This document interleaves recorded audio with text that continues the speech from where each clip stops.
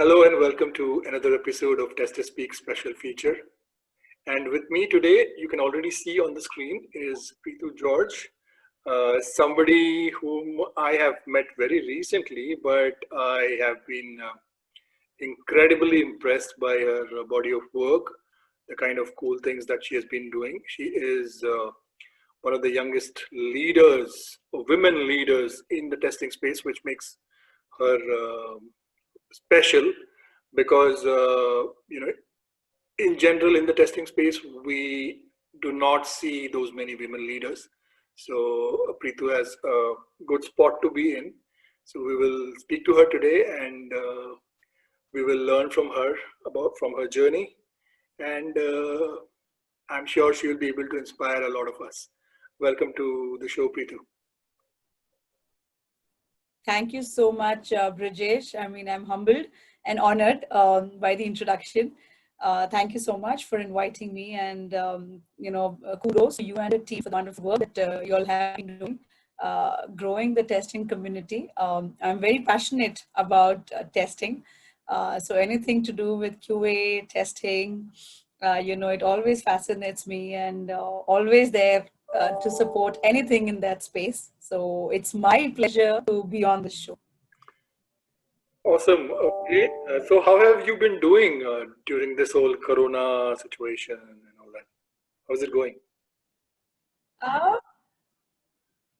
I think, for me, every aspect in life, it has got, it's your perspective, the way you look at it. Obviously, the pandemic is not a good thing to have with all the deaths around and, the challenges we've been facing.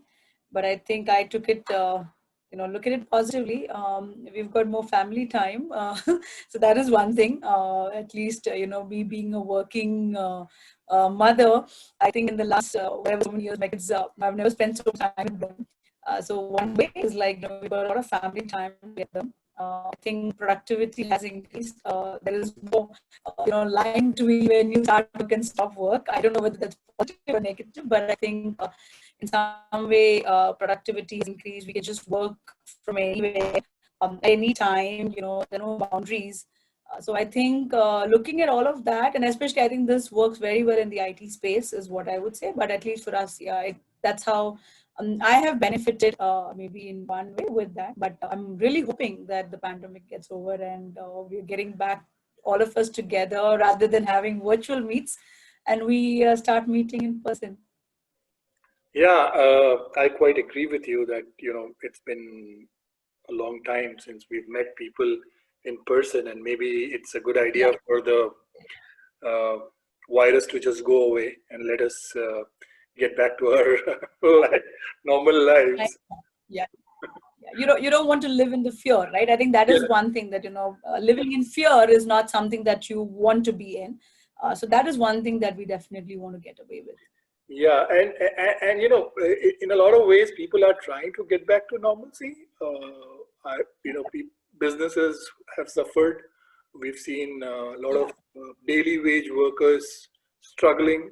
Okay, and they have been finding different ways to get back to normal life. We've seen, at least I can take the example of my son, how uh, it was getting monotonous for him locked inside the house. But then once he started going back to his daycare, he sort of found his zone again. He was able to see his friends, play with them, and that was quite refreshing to see. The same thing with us. Maybe as we go forward, we will probably meet people and have fun. Okay, are you still there with me, Prithu? Can you hear me? Can you hear me? I lost you for a bit. I think I got locked off. Today is really not the right day. Sorry about that, but I got locked off. And I'm logged Well, for the audience, we've beaten some. We've had some funny technical error. Well, everything was all right, and suddenly Prithu's camera did not want to turn on during for the recording. It was acting up all of a sudden. It developed a brain of its own and said, "No, nothing doing today. I'm not going to." probably Friday mood, the camera said, okay, enough, I'm going, you've been using too much of the camera during the week. Correct. It got into the weekend mode already. No, more than you, it was the camera of your laptop which used to. Laptop. Yeah, that's what the laptop was like. I need rest. Yeah, so we've switched over to a different app for this video. So yeah, if you see a different setup and different settings, then you have to understand what's going on. And okay, so Prithu, what is the best way to describe you as a person? Okay, me as a person. So I think I am someone who is very passionate about working. Okay, and I like whatever I do. I prefer doing that with 100% commitment, whatever be it. So I think that is something that defines me, and I am a very so hardcore. Like if you talk about me and for me, my family and my friends, very important aspects. They're the strong pillars. So I have some hardcore like best friends in life. I mean, to die for. My family, I think they kind of are the strongest, and they come above everything for me. And then work, as I said, that's something that I'm very passionate about. And I totally believe that we should be open to being able to do any kind of work. Okay, so I mean, I think in today's world, playing that multiple hats is very, very important. I not say that, hey, I am only good at this and this is all that I will do. That is not something that I believe in, right? You should be able to, grow yourself because the world is changing. So kind of adapting yourself to the new things and being able to scale yourself up, right? I think that is important. So, and I think again, you asked me the pandemic, like, so I think cooking was not something that I was really passionate about. But the pandemic and 2 months of, not having help at home was like, okay, had got me into the kitchen for more hours than I would have ever been. But, that is what we had to do. I mean, survival, right? So you got to get onto it, and we managed through that as well, right? So I think so that is something that I totally believe that be able to the survival of the fittest. So be it at workplace, technology, be it your home, be it on the street, whatever, being smart is what is important. So I think that is what I totally believe in: smart work more than hard work, and just being flexible to things. That is how I think I kind of sum up what I am. Which is good, and I think you've also answered one of the questions which I was going to ask you as to what new skills you've acquired or brushed upon. So cooking is definitely one of them, I guess. Might not be a new skill, absolutely. So I think, might not be a new skill, but something that you would have polished over a period of last. Correct. Absolutely. Yeah. So all the instant recipes. So me and my son, we discovered a lot of these instant, microwave recipes and, things. Trust me, we wouldn't have made it ever if it was not for the pandemic. Making waffles at home, or, making microwave pedas. Those were a couple of things that we really made, and it really turned out well. So I think thanks to pandemic, we learned our, alternate skills, I would say. So which is good. Now coming to a little bit of your career insight, could you walk the audience through the journey that you've had as far as your professional career is concerned? So I think, I've got total 16 plus years of work experience, and it's majorly been into testing. I started off as a tester back in 2004, did my engineering and got into this company called as Redney, which was into telecom. And I started off as a manual QA testing, the telecom. I know Brijesh doesn't like the word manual QA. I saw that look on your face. So, but yes, I was, testing. Okay, not QA. I was testing the telecom, the applications, and then that's when, back in 2005, QTP was the tool that was really catching up in the space of automation, and I got a chance to explore that. So that's when I learned QTP and VB scripting, and I started leading a team of a couple of people, and we started doing automation testing. Then I moved and I had to move on, and I picked up and I got this job at CitiusTech because I moved to Mumbai post marriage, and I moved to Mumbai and picked up this job at CitiusTech. So get there, I got the role for automation tester. I started my journey as an automation tester for one of the healthcare clients that we had. And then the journey was just, as I said, it was more about growing from playing the role of individual automation tester to leading team, then to managing the account. Then it was like, okay, now in the mode that you're familiar with one project, then you manage multiple clients. So I moved into more of delivery, managing the delivery. Also, in CitiusTech, me and my colleagues, we were responsible for setting up a lot of the QA processes, because again, CitiusTech was just started off in 2005. So in 2007, I joined them. It was a small organization, and QA was just picking up. So me and my colleagues were responsible for setting up the QA center of excellence and the processes in CitiusTech. So we kind of together drove that journey of, scaling up QA at CitiusTech. And just 2 years back is then when I picked up the role of a practice lead, the QA practice lead at CitiusTech. And since then, have been working in that role, working with the delivery teams, working on the sales aspects of trying to see how we could get in QA projects at CitiusTech, how we could enhance the delivery that we have for our customers, add value to clients, think about new trends in testing and technology, new tools that's available, how do we enhance.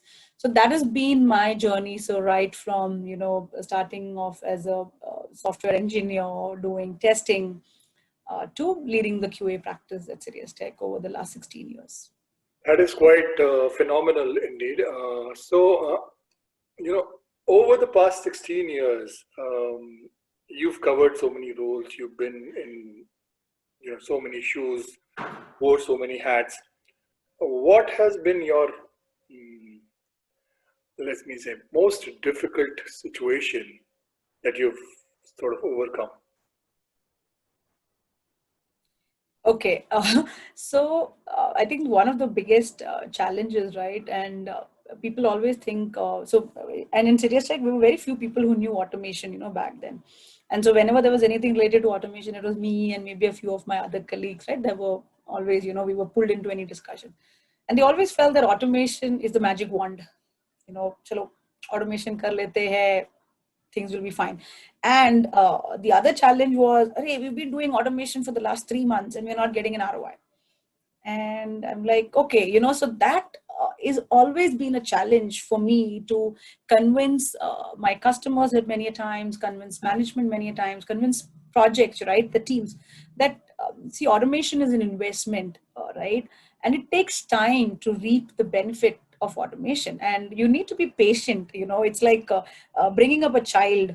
That's what I say, right? You need to have that patience, right? You can't expect that, okay, today I start my automation and I'll move my wand, and the next month I'm going to start saying, oh, I can get rid of manual QAs now, or I could reduce the number of QAs on my team because everything is automated. I'm like, so that many a times I've seen that as a biggest challenge, convincing customers, convincing the team, proving to them, pushing them to be a little more patient and telling them that, hey, give it its time and you will see the benefits. And we've proven that to a lot of our customers, right? But I think the journey has been difficult, and today I would say it is much more, where people really they're realizing that and they understand that, with again, like forums like the test chat and the testers tribe community, they're realizing that. But back then, in 2008 and 10, when we were talking, automation was relatively newer at that space.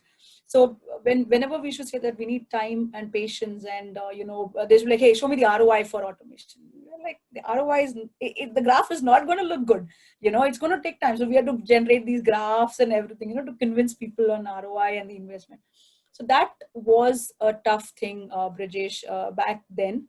And then we had to make all these presentations and data points and everything to be able to convince our the team, right? So that has been one of the challenges, I would say. That's quite interesting, and that brings me to my next question for you.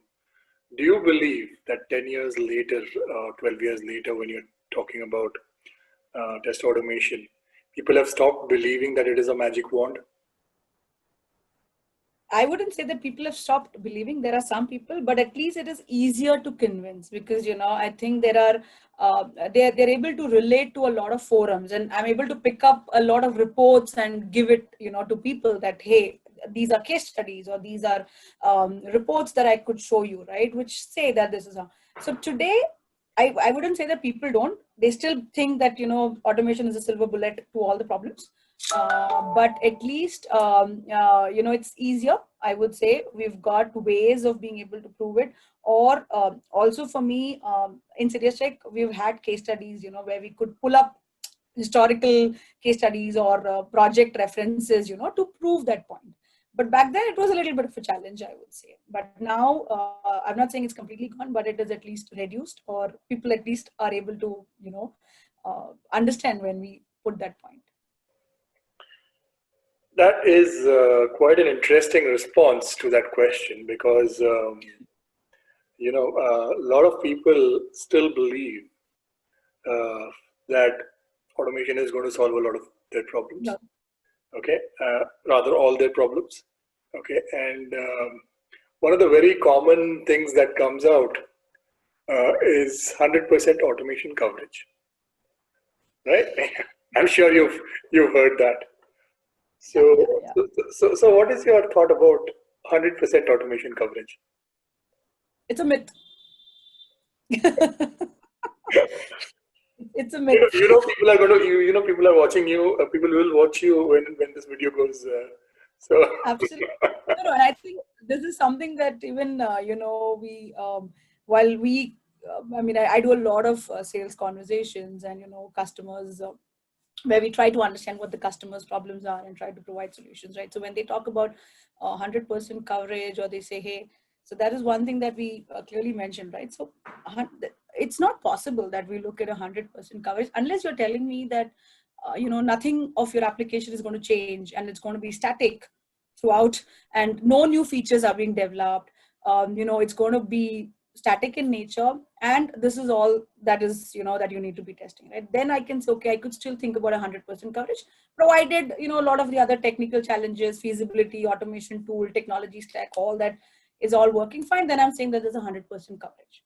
But if you're thinking about a product which is dynamic in nature, features being added onto it, it's not possible that you're going to think about 100% coverage. It's a simple logic. So absolutely. Well, I have spoken to so many guests, and you are only one of the few who have used the word feasibility. Now, this is, in all honesty, my favorite word when people talk about automation. Okay, when people, it's the first word. It's the first word. Exactly. And many people realize that when they say automate everything, forget about automating everything. For automating something also, you need to check the feasibility, let alone automating everything. Now, you probably specialize in a very specific domain, that is healthcare.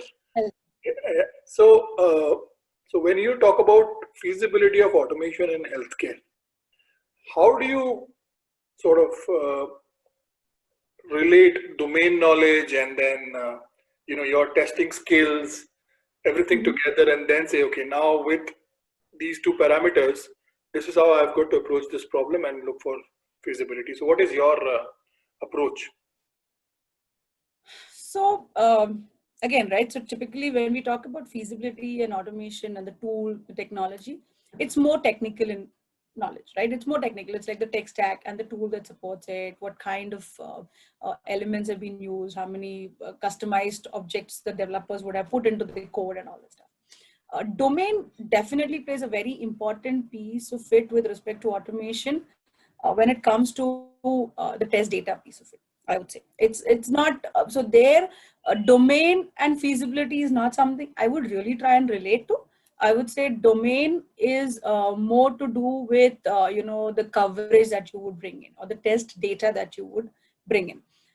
Then feasibility also, yes. So imagine if we have to look at automated testing of a hardware device. So we deal with a lot of our healthcare customers who are into the medical imaging space. So they deal with a lot of physical devices, right? Your scanners and your different maybe it's an X-ray device, or different modalities, right? Or maybe a dialysis machine for that matter.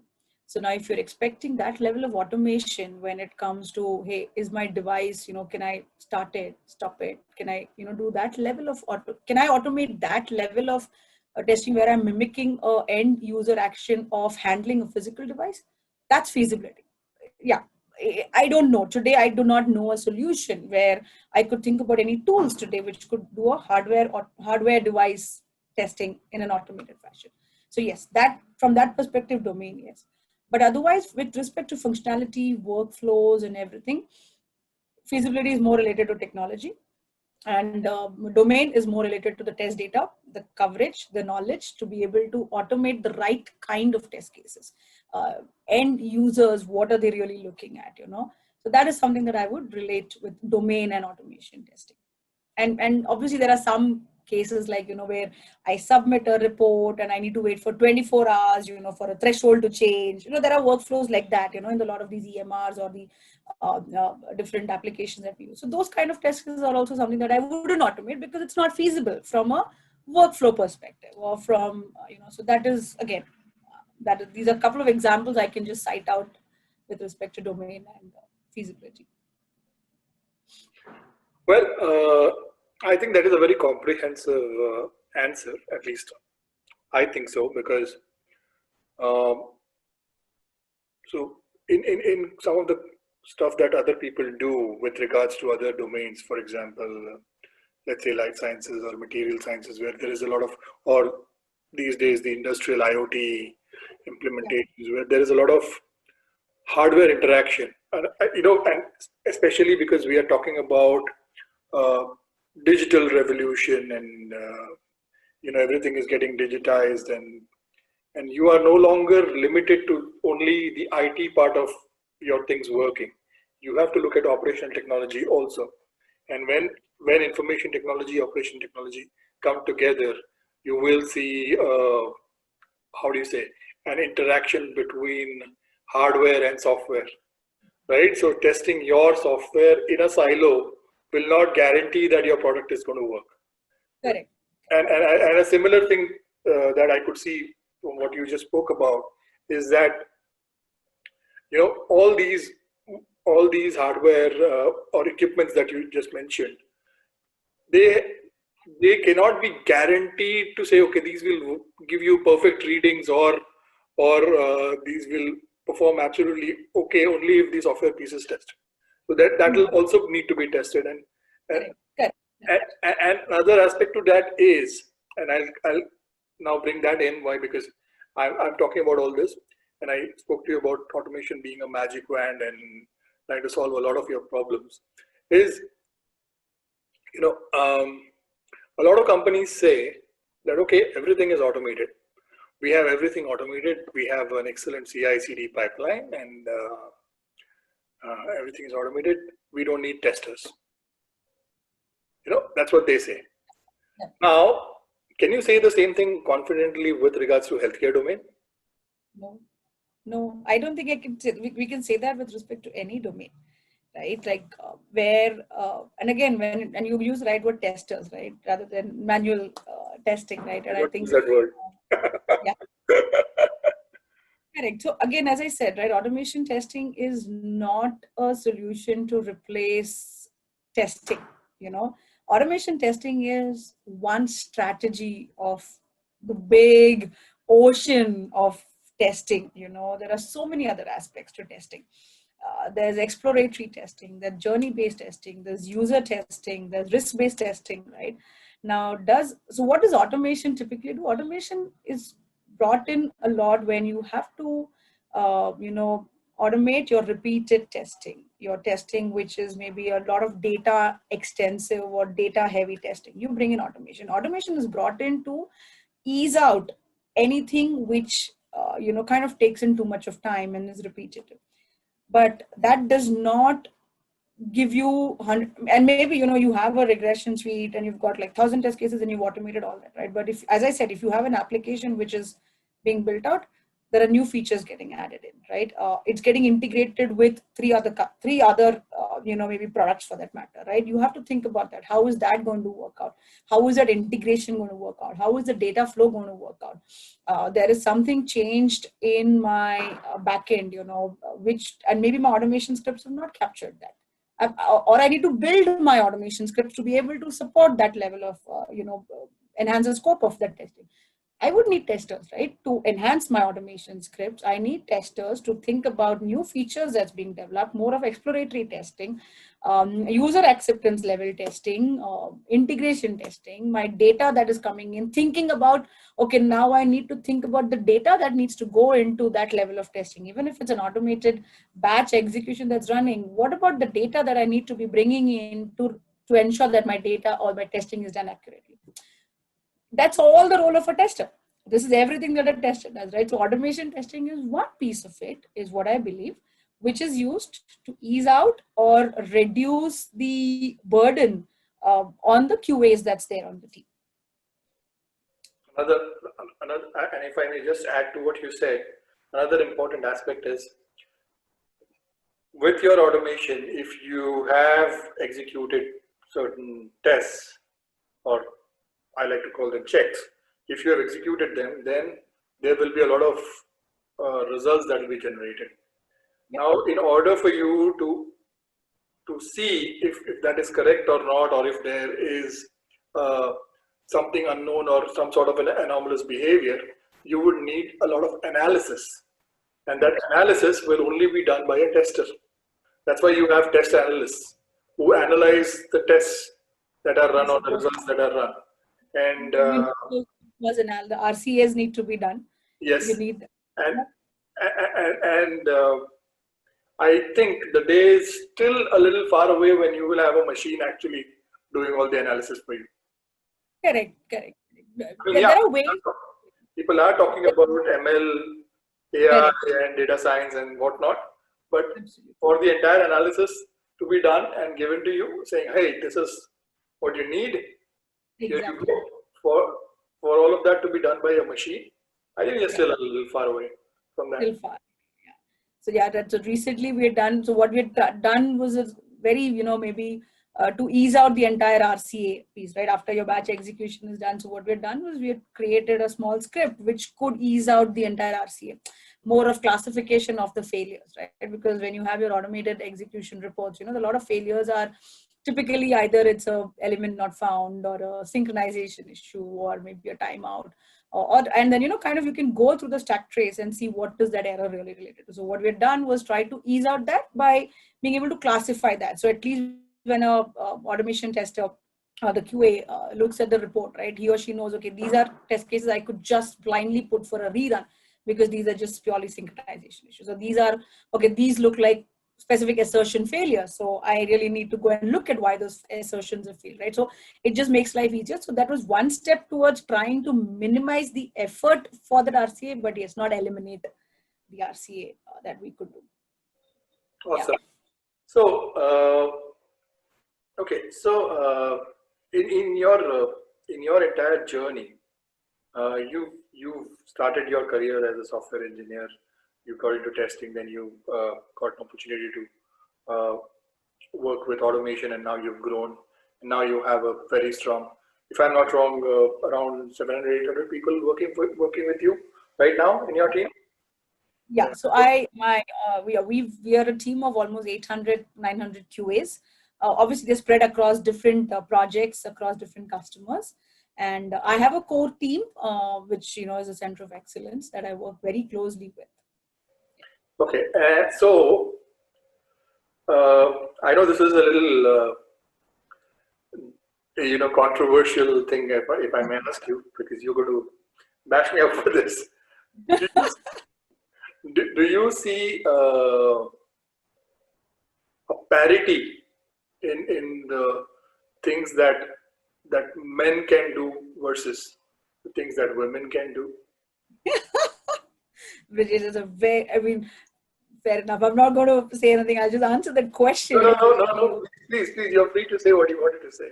No, no, I get your point, and I think it's a very important question as well, right? In today's world, when women in tech, women in testing are, all of those are catching up. But I think for me, what I totally believe is in efficiency does not depend on gender. It's completely merit driven. Okay, I strongly believe in that. Okay, and trust me, I'm not even saying that, oh, women are better than men. Okay, I mean, there are these talks, oh, women can manage the house and the office, they are going to be better. Nahi, or I mean, there are men also who do both. There are men who manage homes and manage work. There are women who do both. So it's individual, right? It's about that each person's, right, individual capability, individual potential, and the opportunities that are given to that person. I think I strongly believe in that, right? I mean, imagine, I might have been the smartest person on earth, but hadn't it been for an opportunity that I was given to prove myself, I would have got, never been able to show my talent or my potential. So I totally don't believe in, like, women are better than men or men are better than women. It's absolutely, and I know there are a lot of these things where we're trying to strive, that, okay, women, definitely, I think in, it has been that always, women have had to push themselves up to, get onto the ladder, get up the ladder and break that ceiling and all that stuff. But for me, it's completely based on efficiency, nothing more than that. And for me, when I look at my team, or when I'm looking at, who comes on, into my project or my teams or whatever, nothing to do. Yes, what I look at is what circumstance does a person come from, and whether that person will be able to deliver provided that circumstance that he or she is in, because that is what is the bottleneck out there. It is not that individual, it is, I generally like to ask this in, when I take interviews or when I'm hiring, right, as to, I like to ask the person's background, because that definitely tells whether that person maybe has the potential, but will that person be able to deliver to that potential, provided the circumstance that he or she is in. So the family background helps me, how supportive. So if it's a married woman, my question is like, hey, what does your husband do? What do your in-laws do? What are your parents doing, right? And do you think, they're going to be supporting you? Because we work in the IT space, right? And we've got US customers, or we've got clients, and we've got to stretch ourselves to late evening. So that is my question that I ask. And that's what, and this question I ask it even to the men, that, hey, will you be able to stretch yourself till 8:39 in the evening, IST? Are you comfortable doing that? And it's not, that I don't ask it to the men. I ask it even to the men who come onto my, when I'm taking an interview. Are you ready to work over weekends? It's a question I ask both of them. Are you ready to travel across the locations that we have offices in? It's a question that I ask both of them, because I've seen men telling me, oh my God, I can't travel. Or I've seen men saying that, oh, I have to leave home, right? So it is a circumstance that you need to understand, and not the gender. I think that's a very fair point, and I really applaud you for the views that you have. However, what we see largely, and I would like to get your thoughts on this one, is that there is not enough parity in terms of the opportunities that are provided.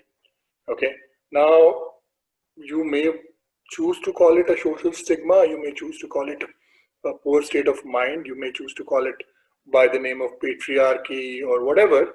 Okay, but there is this disparity. Now, if we look at the leadership space in testing itself, let's look at the leadership space in testing itself, and you will see that you can literally count the number of women who are leading, but there are lots of men. Why is this so lopsided is a question that I have always wanted to ask. Okay, because I firmly believe that, while we talk about, empowering women, and, these are powerful words. These are very nice to listen to, and say, and they will give you an sort of adrenaline rush. But why is it that that parity is still missing? If everybody is thinking in that direction, if everybody can be so vocal on Facebook, okay, and say, okay, we must do this, and this is what I support, and this is what I do, then why is that disparity still existing? Here's a big question that I ask. Correct. I see, everything in life takes time. The change is not an easy thing, right? A change takes time to, become a norm. Okay, like the pandemic started, the first 2 months was like so difficult for all of us. We were like struggling, but I think now we've all just got adapted to that now.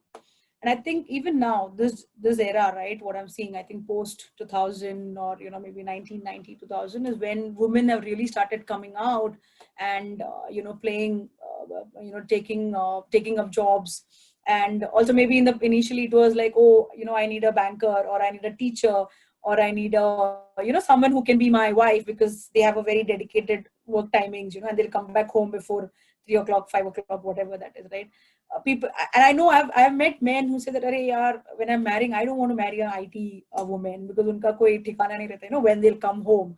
That has been right, because I think the problem is, when you're looking at a family, right, a family life, that balance has to be there. And if both the man and the woman are going to be out, they're worried about, okay, what about the future? Who takes care of the family, and who will manage stuff, right? And again, that is and it was the expected thing was the woman has to stay back, or woman has to sacrifice, and that has been the thought process. But it's changing now, Brijesh.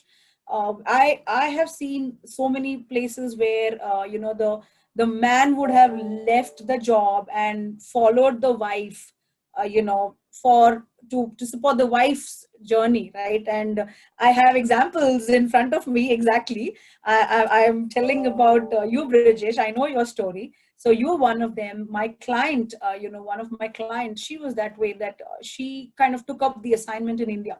So she left the US and she came in, and her husband followed her. So, there are examples like that, right? Where it just started changing. But yes, it may be that, the percentage is very little. But I think people like these are examples, and you all should talk about it, because otherwise men always feel like, a woman being dependent on a man is all right. A woman leaving her job and going on an H4, or a dependent visa to the US or wherever, right, and not working, that's all right. But the same thing, if it happens otherwise, where a man has to leave his job and go, and he's like a stay-home daddy, Ari, that it's the, as you said, the social stigma. It's not gone. It's not gone, and it is again, right. And we are talking a lot about all of these to our generation, but I think the generation who should be hearing this is one generation above us. They are the ones, right? Our parents, our in-laws, are a little bit more senior people, because they are the ones who kind of look at us that way, and they question us, like, hey, you following your wife and going. And that's not a question that your friend would ask you. It's a question that one of your, elder aunt, or maybe some relative of yours, would have asked you. So it is that needs to change. And if that has to change, this generation understands that. So maybe our next generation, we might see that the changes happened, and women are kind of continuing to take up those promotions. They are ready to stretch. The man is ready to support. The man is not ashamed of telling that I'm supporting my wife. The man is not questioned when he is leaving his job and following his wife for this.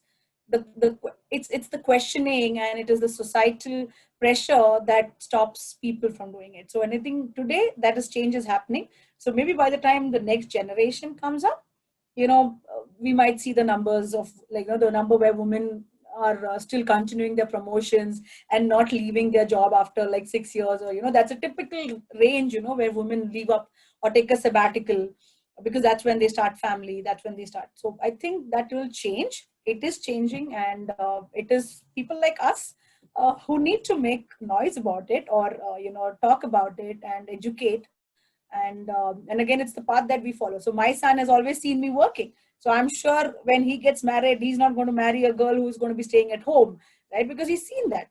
So it is us, right, who have to lead the generation. It's us who has to lead the way.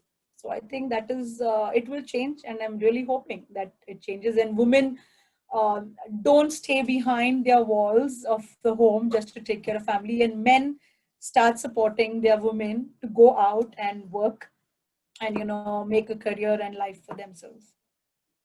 Well, yeah, thank you. That was indeed something that I would say a lot of people need to listen to. A lot of, like you said, our previous generation maybe need to listen to. So if you are listening to this interview, to my audience, you might want to share this with your family so that they listen in, and there is a change in perspective that happens maybe. And I think the other question, right, is always that, like, if the woman is working, ghar kaun sambhalega? I mean, trust me, and I am an example. And obviously, I have got support. Like, I've got the most supporting in-laws in the world, I would say, right? So I did my MBA when my daughter, my younger one, was in KG. So I always say, I did my PG when my daughter was in KG. And, the motivation that I got to do that was my in-laws. They were like, as long as we are there with you and we are with you, go and study, go and work. I travel to the US for weeks. They're like, as long as we are healthy and hearty and we are there to support you, please do whatever you can to progress your career and your life. So I think my in-laws, and the reason is they've been working. So my father-in-law was a principal of a school and he's a priest. My mother-in-law was a teacher of a high school, right? So they've seen that, and they've said that a woman needs to work if that family needs to grow. If your children need to have the better future, the woman needs to work, needs to go out. The woman cannot. And again, Brijesh, my mom is a housewife. I'm not saying that housewives are bad or they shouldn't be, right? But I think if they have that potential and if they have the caliber, all they need is a little support from the family. And if that is there, right, trust me, we'll see more and more women coming out. And the house and children, and this is one thing again, I totally believe that children make up their own destiny, right? ऐसा नहीं है कि अच्छा the mother is working करके the child grows up to be a bad child, or the mother was staying at home करके the child was brought up to be a good child. नहीं, even a working mother can equally take care of a child. It's all about balancing. So, and balancing between both husband, wife, in-laws, parents, supporting people around you. Take the support of people around you, and trust me, your family will be fine. As much as had you be working from office or being at home or whatever it is. I think I totally believe in that. That is so nice to hear. Well, we tried doing our bit in terms of starting the Women in Testing initiative. You mentioned about it. Now of course, we've had appreciation for that. We've also had a bit of a backlash in terms of why do you need to do that. So my idea with it was very simple. Okay, I always say this, that I am too small a being to give a stage or a platform to women. They don't need any. Okay, the entire world is their stage, and we have seen women do miraculous things, and not only on this planet, but they have gone outside in outer space and have done miraculous things. So I mean, if we start counting, probably it'll take years to list out all their achievements. So I am definitely not someone who can do that. But what I can do in my limited capacity is to celebrate their success, their stories, their journeys. And for those who are listening and who have had a bit of skepticism about women in testing is basically a celebration of women and nothing more than that. So if you have any further thoughts about it, yeah, please talk to me. I will explain to you in detail. Brijesh, the men are going to come. We need men in testing too. Oh, sure, why not? show me enough achievements, and I will start that too. Oh, okay, that's nice. Brijesh is called out for you all. I think it's a great platform. And I think, again, as I said, right, it is about, change, right? Yeah. The world needs to see that change, and someone needs to give a platform for that change to happen. And I think that is what it is, Brijesh, right? It's celebrating women, pushing them to come forward, giving them a platform, breaking those walls, right? Is it right for a woman to come and speak, or face the camera and talk about what I'm doing? Or, maybe it's a forum where they are, talking about their fears, their apprehensions, their challenges that they face, right? And when other women listens to them, it just gives them that level of motivation. I think that is what I'll tell you something. I'll tell you something, Prithu. Something about women in testing. So we are right now probably recording our 20th episode of Women in Testing, which means that there have been 40 women who have had the chance to come out and speak out and speak up. Only about 2 or 3 of them have been accomplished speakers who have been speaking publicly. All the rest are first-time speakers. All the rest of them are first-time speakers, and they have done such a fabulous job. Okay. In fact, the entire initiative is driven by a woman. So Himani Yadav is the one who's driving this entire initiative. So we said, I mean, for us to watch those, and in the last episode of Women in Testing, one of the women, in fact, who spoke in that episode, just has 1 year of experience in testing. But because she had the enthusiasm, because she wanted to speak, so we said, why not? Definitely. And I'll tell you, when I reached out to her and said, would you like to do it? She was so elated. She was like, wow, this is nice. I would definitely do it. So, I mean, that itself gives us back so much of happiness, saying, okay, this is, happiness begets happiness. Okay, let's be very honest about it. So if you see that, and the same thing applies to confidence also. You see somebody coming up very confidently talking about it, saying, yeah, we do it. I'm sure in the subsequent episodes, we'll see more and more women do that. And if somebody so young, who's just out of college, spent 1 year in the industry can do it, why not others? Correct. And I think the other thing is also, right, Brijesh, when they see that, oh, the person there, maybe she's not really confident. I mean, it's come out, right? There are mistakes that she has made. There's a lack of confidence that she has displayed, but still, I can see that there are comments, there are likes, that people are watching it, right? Then I'm like, okay, if that mistake can be, accepted, I think why not my mistake? And I think I definitely have that. I think that's what, right? That's a platform for encouragement is what I would call it more, right? Where people are like, I come and speak and no one's judging me. And I think that was the biggest, I know when you started off this particular platform and the forum, it was about not being judged. So you know that you are in a forum where no one's judging you, you make mistakes, and it's all right. It's all right to make mistakes, right? So I think when they realize that, and it's just not spoken, but it's actually been done, it just gives more people the chance to come up and speak, and especially women. Yeah, the test chat is all about finding your voice and helping others find their voice. I think that's a great platform. Amazing. So having spoken enough about the test chat, let's come back to you.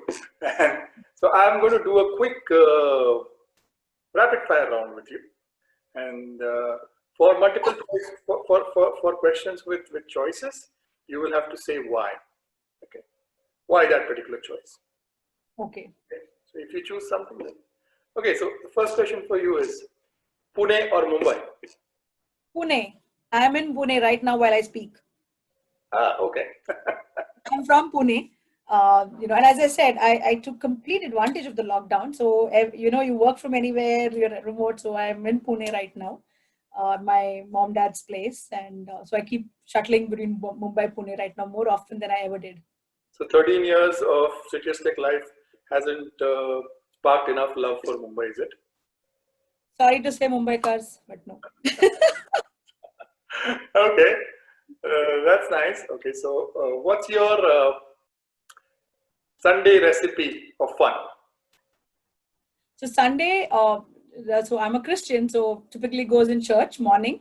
I teach the Sunday school. So we have a Sunday school, which is like teaching the children of the church Bible stories, songs, and everything. So typically I spend so till afternoon it's church, dedicated to church. And we have the saying where, you have to give 1/10 of whatever you have back to church. So money is one aspect, but I believe giving 1/10 of your time at least to church and related activities is important. So Sunday mornings are gone that way. Afternoon sleep, I have to get my afternoon sleep. And evening, maybe watching a movie with my family, my husband and me. We binge watch, or we go out for a drive. That's what a typical Sunday looks like. Unproductive is what I would say. I love it when it's unproductive. Okay, a tough one for you now. Testing or management, and why? I would say management. I think because through that I get to do testing. It's a combination of both.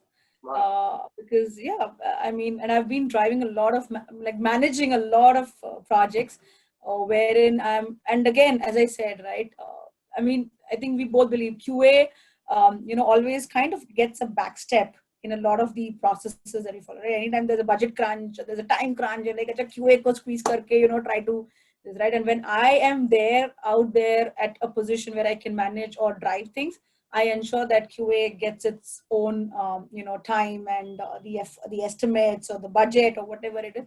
So I think that way, using my management skills, I'm able to drive a lot of testing as well. So management. Mumbai local or Uber? Uber. I've never traveled in a Mumbai local. Sorry to say. 13 years in Mumbai and no traveling in So my office, one of the reasons as well for me to join CitiusTech was I stay in Mulund and CitiusTech was in Powai. I had to take a bus and go. I prefer the bus, and then I started driving, but I never had to take a local. So I don't think I can survive in the local. I'm a bad, that way, a spoiled person, I would say. Well, I lived in Mumbai for 10 straight years and I've had enough local travel only to say that even in first class coaches, all you get is a nice body massage and nothing else. Body massage. Yeah. So, no, I'm not a fan. So I would say Uber or Okay. drive. So And that's one thing I say that women, again, another thing that I keep pushing people is like, please learn to drive. You need to drive. First step towards being independent is driving. And again, not men or women, anyone needs to learn to drive, be it a two-wheeler or a four-wheeler, whatever it is. Okay, last question for you. Mickey Mouse or Tom and Jerry? Tom and Jerry. Favorite. Why? Oh, I love that, the love-hate relation and the fun that they brought about in those series. I just loved it. So, so I always believe that the spice in life is always when there is love and hate. Too much of love or too much of hate is not good. You need balanced. Balance is the key everywhere. So, so I think Tom and Jerry. All right. Thank you for that wonderful rapid fire. I think you did. I tried to put you on the spot. Huh? Where's my hamper? You will get it when we meet in person. Okay. All right. So that was good. I tried to put you on spot in a couple of places, but I think you're smart to beat that. Oh, thank you, Brijesh. Okay. So finally, before I conclude, one last question for you is, I mean, we know what kind of achievements you've had in your career, which is fantastic. You are now working with a team of 800 plus people, which is again a great thing to have such a large team and to be doing so well in the career. So the question is, when Prithu is not having fun working with so many people, what does she like to do? I didn't get your question. Like fun, not having fun working. So when you're working, you're having fun basically, right? Yes. It's the fun element for you. It drives your adrenaline. Yeah. Okay, so when you're not working, what are you doing? Oh, when I'm not working. That's what I meant. That when you're not having fun at work, what do you do? I don't think that's ever happened. I don't know, very honestly. And trust me, I think No, it's always been fun, because if it was not there, I would have been out of CitiusTech long back if it was the case. Because and I think that is one thing that I've always enjoyed at CitiusTech is like after every 2 years, it's been something new. And when I realized that okay, it's become static, I hate anything what is static in life. So whenever it has been that way, there has been a different project that has come through, or there's a new initiative, or I'll go and put myself into something which is where I could find that work, the fun element, right? So it's always been typically fun. uh, I don't like anything which is monotonous, or if I come to work and I'm like, okay, I don't know what I need to do today. No, it's never happened that way. If it is otherwise, then I'm like, okay, take a break. I'll take a break and I'll sit at home with my family, and I'll rather spend that time with family. I would not be working. I would not be working. And Sorry, but that is how it is. and what does Prithu like to do when she's not working? Family. I mean, my kids, or I love binge watching movies, and that's typically my stress buster, or going out for a drive with my husband. That's what I love to do. Awesome, awesome. Well, it was fantastic talking to you. Some very good points discussed about automation. Some very good points discussed about social stigma, I would say. I think a lot of people need to watch this. This was uh, a wonderful episode. I personally have enjoyed thoroughly talking to you. I'm sure It's people fun. who watch it will also enjoy. Will get to see a slightly different shade of you. Maybe they, people those, who those, know me they know that this is what, because I'm a strong believer of as I said in the beginning, right, working and displaying your potential. Basically, don't hide your caliber and potential. I mean, be it women, trust me, please. And I think I try and support in whatever ways that I so that they can come out and continue and not take a break in life. So I quite like that approach of yours, that attitude of yours. And I will tell you something, that when I was doing my research on you, I came across this video of yours about your journey at CitiusTech, and you mentioned something about a funny story about your baggage not arriving and you going to your first ever customer interaction in informal clothing. informal, and the clothes which we had worn like for like almost like a day and a half. So, And yet managing that successfully, which is fantastic. I mean, yeah. yeah, we've had those fun elements in our life, but I think you've done it so well. It was absolutely a pleasure to talk to you. I mean, I will find ways of getting you more on the show again. Maybe. Anytime, I think more than happy to contribute back to this community, Brijesh. And as I said, we've got 800 plus QAs. So definitely, I'm sure they're all going to be benefiting listening to these shows and the special feature episodes that you have. I've seen a couple of them, very technical, which is really important in today's time and world where our QAs need to be growing technically and scaling themselves up. I think that is another aspect that I typically tell a lot of my team members or whomever I interact with, right? Never stop learning, because, and as I said, right, if after 6 months and 9 months, what if you realize that you're doing the same thing again and again, it's time to quit in the sense, not quit your job, but try to find another project or try to find something new for you to learn and do not keep doing the same thing again and again. For that, there's automation. That's what I say. So get that automated and do something different, right? As long as every day, and the best way is like 6 months, reflect back. After 6 months, just reflect back and make a note of what new did you do or what new did you learn. And if you're not able to put down pointers on that paper, then you know that it's time for you to act. It's better for you to act than someone else acting on you. I think very Absolutely, important. So those, absolutely. That is so well said. That is yeah, so well said, Preetu. And like I was saying earlier, it would be awesome to have your team members participate in the test chat community, as we would also like to learn from them. Uh, and the learning is always mutual. So we would look forward, and I would obviously want to talk to a lot of your team members as a part of this series, because I'm sure that they would have a lot of value additions for the the community at large. Because I believe that every tester has a unique journey, has a unique story to tell, and the world needs to hear their stories. So in my show, I try to bring in people with different experiences, people with different stories, and each one of the episodes, this is I've shot close to 30 episodes now, and each one of them has taught me something. Okay, so if I can learn something from every episode, I'm sure others can too, because that's the way it goes. That if you are indeed seriously looking for inspiration, you will find your source. So thank you so much for chatting with me today. Thank you so much for your inspiration. Keep inspiring all of us, and we'll catch up soon. Absolutely, it was my pleasure talking, and thank you for those wonderful questions, Brijesh. I think it's more important as to how you direct the conversation than what I speak. So thank you for moderating it so well, and you were not that tough. I mean, I was a little scared, but you were pretty good.